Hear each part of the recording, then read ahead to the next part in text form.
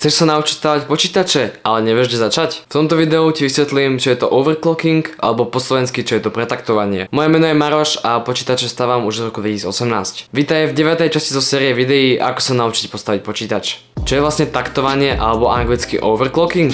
Pretaktovanie je postup, pri ktorom môžeš určiť komponentom vyšší výkon, ako im určil ich výrobca. Najčastejšie sa taktujú procesory. Ale nie je to iba tak. Musíš mať odomknutý procesor a dosku, ktorá podporuje overclocking. A to si vieš jednoducho vyhľadať na internete. DAS, tvoja základná doska, support overclocking. A malo by ti to vyhodiť, či áno alebo nie. Záleží to hlavne podľa chipsetu v tvojej základnej doske. Viac o základných doskách a chipsetoch som hovoril v tomto videu. Neviem teraz, či tu, alebo tu, tam, kde, neviem, kde hore to bude, uvidíš. Taktovať sa dajú aj rámky, aj grafická karta. Taktovanie rámiek je dosť náročné, čiže v tomto videu sa tomu nebudem venovať.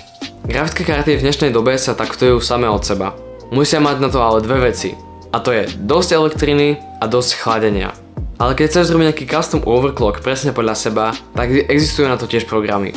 Asi najpopulárnejší a najviac používaný je MSI Afterburner. Je to program od MSI, ale fungujú s ním skoro všetky grafické karty. Nemusia byť od MSI. Ale úprimne, v dnešnej dobe sa ti to už neoplatí tak moc ako v minulosti. V dnešnej dobe, keď taktuješ procesor alebo grafickú kartu, tak dosiahneš lepší výkon možno o 5 až 10%.